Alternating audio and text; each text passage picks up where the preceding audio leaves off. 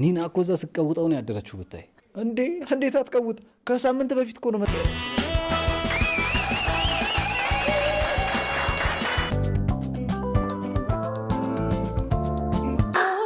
ገላይን ፍቅር አሸነፈው ተረሳው ያንተ መውደድ ባኩት።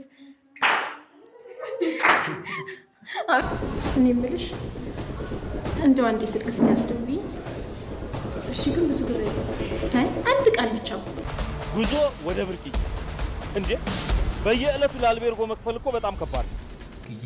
እንደው ሁሌ እኮ በአይኔ ላይ ወል እያልሽ አስብሻለሁ። እሱን ነገር ሳታሰኔ ራሴ እንደው ሜዳው አንተ እንደው የበዛብህ ዱላ ሳይቀር እኮ ነው ትስም ይለኝ። ችግር አለ እንዴ? ለካ እስከ ዛሬ ድረስ ከጀርባ የሆናችሁ ስትዶሉትም ነበር አይደለ? በዛብህ እዚህ ምን ታደርጋለህ? ደግሞ በዚህ አይነት ምክሩ ይፈታ። ተረጋጋ እባክህ፣ በዛብህ ተረጋጋ።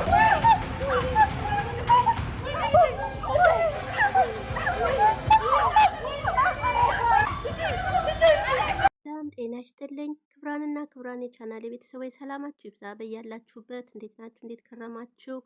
ዛሬ ደግሞ ጽናትን ስንጓጓለትና እንዲሁም ስንጠብቀው የነበረው ዛሬ ታዲያ ደስ በሚል ሁኔታ እረ ኩሉን ማንኩሎሻል ባትኳዩም ያምርብሻል የሚለው ዜማ ጽናት ብዙ መከራና ስቃይ ካሳለፈች በኋላ ዛሬ ላይ ደስ የሚል ሰርግ ተደግሶላት አግብታለች ኪራን።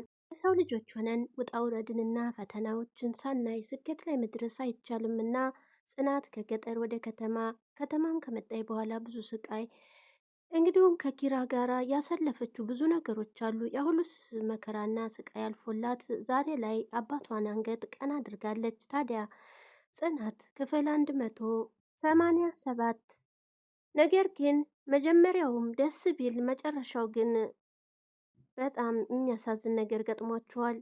ዛብህ ከገጠር መጥቶ ታዲያ ሰተት ብሎ ወደ ሰርጉ ቤት ገብቶ ነበረ። በመጨረሻ ሰዓት ብርቄንና የብርቄን ጓደኛ ሲያያቸው እሳት ጎርሶ ሙሰደሱን አውጥቶ እንግዲህ ቅዱስ ላይ ተኩሶበታል። እንግዲህ ባለፈው ክፍል ላይ ያለቀው እነሱ ልብሳቸውን እየመረጡ እንዲሁም የጭፈራ ልምምዳቸውን እያደረጉ ነበረ።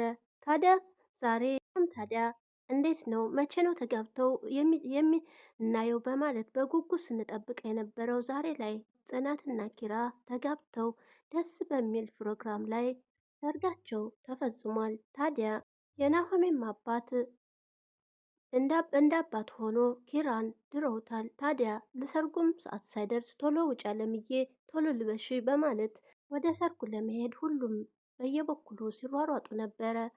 ታዲያ የሰኒ እህትም ራኬብ ቤቷን አስውባ ሳመራ እንደ ቤተሰብ እንደ እናትም እንደ እህትም ሆና ከሰኒ ጋራ ፕሮግራሙ ቤቷ ውስጥ አካሂደዋለች። የናሆሜም አባት ታዲያ አለምዬን እየጠበቁ ሳለ አለምዬ ደግሞ ጽዮን ቶሎ ልበሽ አብረን እንሄዳለን፣ ቆይ ጽዮን እንጠብቃት በማለት ስትነግረው በቃ እናንተ አብራችሁኑ በማለት የጽዮንን ወደ ሰርጉ መሄድ ደስ ያላለው የናሆሜ አባት ጥሏቸው ሄዷል። የጽናትም አባት ራኬብ ቤቱን አስውባና አሳምራ ሲያዩ ወይኔ እንዴት ነው አሳምረሽዋል፣ አስውበሽዋል በማለት ምስጋናቸውን አቅርበውላታል። ራኬብ ወይም ታዲያ እኔ ምንም አላደረግኩ የዚህ ሁሉ ምሳሌ ሰኒ ናት በማለት መልሳላቸዋል። እኔ ምንም አላደረግኩም፣ ታዲያ ምስጋናውም ይቆየኝና ከሰርጉ በኋላ እናወራበታለን በማለት ነግራቸዋለች። እሳቸውም ብድርሽን እንዴት አድርጌ እንደምከፍል አላውቅም፣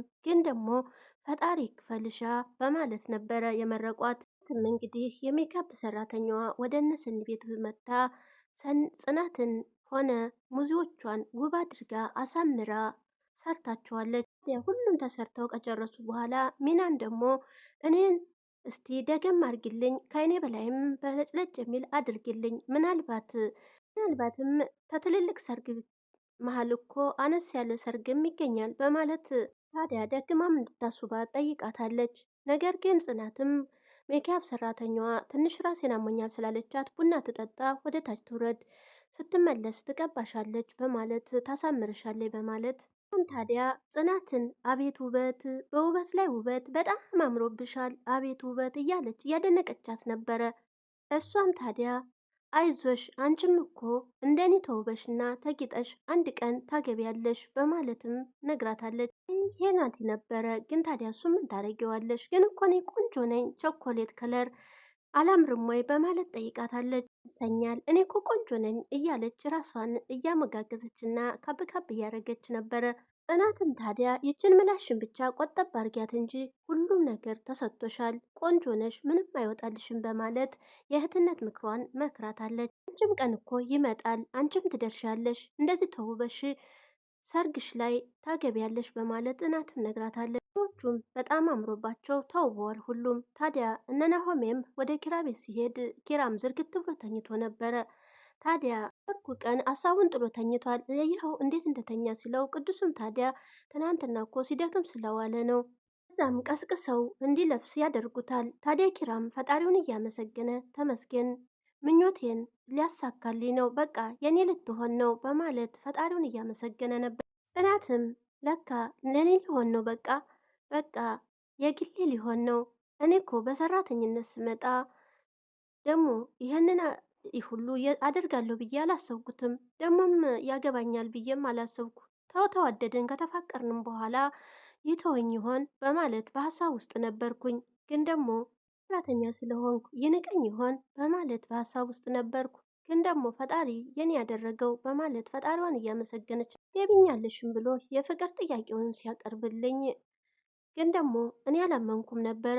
አንድ ቀንም ጥሎኝ ይሄዳል ብዬ አስብ ነበር። ዛሬ ላይ ታዲያ በጣም ደስ ብሏት ተደስታ ደምቃ አምራ ሙሽራ ሆና አባቷም አምረው ደምቀው እኔ ልጅ እንዴት ደምቀሽልኛል፣ የኔ አበባ እንዴት አምረሽልኛል እያሉ ልጃቸውን አንተም እኮ አባዬ በጣም አምሮብሃል፣ ዛሬ የደስታችን ቀን ነው፣ ታስለቀስከኝ መካቢ ይበላሻል በማለት ጽናት ማልቀስ የለብህም ዛሬ ደስታችን ቀን ነው በማለት ነግረዋለች። የጽናትም አባት እንግዲህ ደስታ እኮ ነው የሚያስለቅሰኝ ልጄ በሬ ነገሯት። ታዲያ ሚናም ደግሞ ብርቄን አስውባ አልብሳታለች። መሀልም ገብታ እያጨበጨበች እየዘፈነች እልል እያለች ከኪራ ጎን ሆና እያዳመቀችው ነበረ። ገር ልብስ አስውባታለች። አምራ ድምቅ ብላለች። እንግዲህ ሁሉም አምረው ደምቀው ታይተዋል ማለት ነው።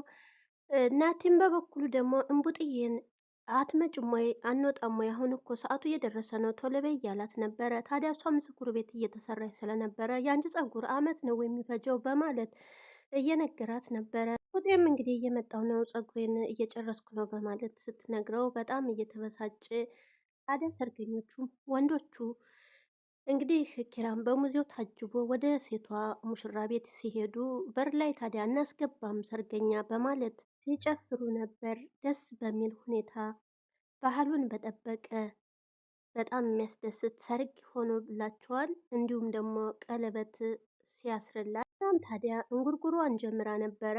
አረ ሚና በማለት ዘፈኑን አቋርጧታል ማለት ነው። ይህ ከቤትም ይዘው ሲወጡ ቦግ በማድረግ እግር ስመው በባህሉ መሰረት ነበርና እዛም ደግሞ አዳራሽ ውስጥ ከሄዱ በኋላ ደስ በሚል ሁኔታ ኪራ ለጽናት እየዘፈነላት ነበረ።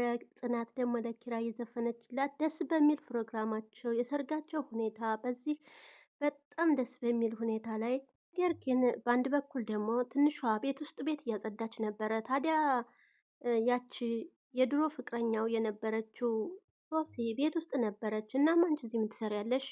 አትሄጂም ወይ? አንቺ ደግሞ ማን ይሆን የምትሄጂው? እሷም እንዲህ ስትቅለሰለስ ነበር እያለ በነገር ጀመር አድርጋት። ለማንኛውም ለብሳ እንድትወጣ ቆንጆ ቀሚስም ክፍሏ እንዳስቀመጠችላት እየነገረቻት ነበር። እሷ ታዲያ ቤቱን ለማን ጥዬ ነው የሚሄደው በማለት ነግራት ነበረ። ቤቱ ምን ይሆናል በይልበሺ በማለት ያው ልብስ እንዳስቀመጠችላት እና አምረሽ አምሮ ደምቀው እንግዲህ ወደ ሰርጉ ሄደዋል። ታዲያ በዛን ሰዓት ትንሿን ስልክ አስደውይኝ በማለት ብርቄም ተሰማ ስልክ ስትደውል ነበረ። እሱም ቢሆን ታዲያ ብር ያለቀ ባልጋ ቤትም ሆነ በመንከራተት መቼ ነው ማገኛት እያለ የተጨነቀ ነበር። ታዲያ መንገድ ላይ ሆኖ እያሰላሰለ ሳለ ስልክ ትደውልለትና ብርቄ ወደ ሰርጉ ቦታም ለመሄድ ችሏል። ታዲያ እዛም ከሄደ በኋላ በጣም አምሮብሻል ብርቄ በማለት ተውበሻል፣ ሌላ ሆነሻል በማለት እያስደነቃት ነበረ።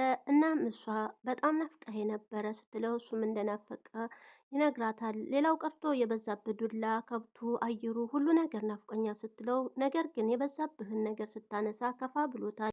እኔ እዚህ ያለው እንዴ ስለበዛብህ ታነሻለሽ በማለትም ቁጣውን ሰንዝሯል። ይህም ታዲያ ኧረ አውቄ ነው በማለት መልሳለታለች።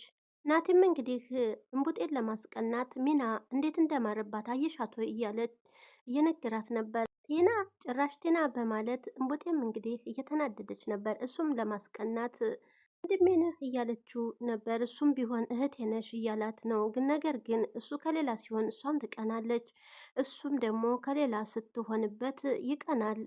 ውስጣቸው በፍቅር ቢኖርም ግልጽና ግልጽ አልሆኑም እስካሁን ናቲና እንቡጤ ማለት ነው። ታዲያ ሙሩም እንግዲህ ቀኗም ደርሶ ቢሆን አይታወቅም ደከምከም ብላ ነበረ። እና ኪራም እንግዲህ ጽናት ሰርጋቸው ተጠናቆ አሸኙትም ወይ እየተባለ ተጨፍሮላቸው ተሸኝተው በመጨረሻም ወጥተዋል ማለት ነው። ግን ነገር ግን ቅዱስም ወደ ኋላ ቀረት ብሎ የሙሩን መጨናነቅ እያያት ነበርና ቆምሎ ሳለ ሙሩ መኪያጅም ስትሰራ በጣም እየተጨናነቀች ነበረ። ያው ፕሮግራሙን አለማበለሸት ብላ ሁሉን ነገር በሆዷ መቻል ልማዷ ነው። በሆዷ ይዘው ጭንቀቷን ህመሟን ዋጥ አድርጋው ነበረ። ታዲያ በመጨረሻም እንግዲህ ተወንበሩ መነሳት አልቻለችም። የናሆሜም እናት መለስ ብላ ምን ሆነሽ ነው በማለት ጠይቃታለች። ምን ሆነሻል እያለች የናሆሜ እናትም ከጎኗ ነበረች። ቅዱስም ወደዛው ምልስ ብሎ ወደ እሷ እየሄደ ሳለ በመሀል ደግሞ ብርቄና ተሰማም እዛው ነበሩ። ታዲያ በመሀል በዛብህ ከኋላቸው ይመጣል። እናም ባየው ነገር በጣም ይናደድና በዛብህም ለካ እንደዚህ ነው እንዴ በማለት በመደንፋት ሽጉጡን አውጥቷል። በዛብህ ታዲያ ሰርጉ ላይ ለመግባት ወረቀት ከሌለ አትገባም ብለው ነበረ። እናም እንደሱን እያስገባ እንዴት እኔን አያስገቡኝም በማለት በመናደድም ላይ ነበር። ውጭ ላይ በሩ ከተከፈተ በኋላም ወደዛው በመግባት ነበረ ያገኛቸው። በዛ መሀል ሳለ እባክህ ተረጋጋ እያለ ቅዱስም እየተማጸነው ነበረ። ሁሉም እየተማጸኑት የናሆሜ እናትም ሙሩን ይዛ ሰው ጥሩ እያለች እየተጫጫሁ ነበረ። በመሀል ትርምስምስ ብሎ ነበር ነገሩ ሁሉ። ግን በመሀል ላይ ቅዱስ ለማረጋጋት እየተማጸነው እየሞከረ እያለ በሱ ላይ ተኩሶበታል። እንግዲህ ቅዱስ ሲተኮስበትም ወድቋል። ራኬብን በዛው አካባቢ ስለነበረች ሮጣ ቅዱስን ይዛ ሰው እየተጣራች እና አምቡላንስ እየተጣራች ነበረ።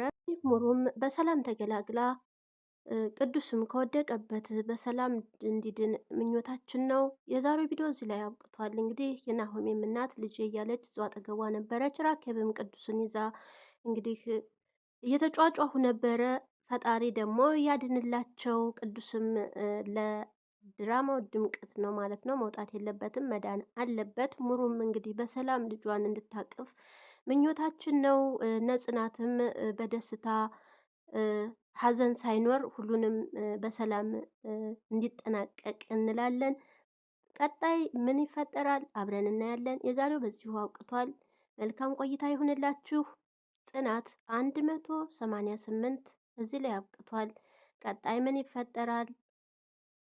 ላይክ፣ ሰብስክራይብ እንዲሁም ሸር በማድረግ ቻናሉን አበረታቱኝ እያልኩ ወገኖቼ መልካም ቆይታ ይሆንላችሁ። በያላችሁበት ሰላም ሁኑልኝ።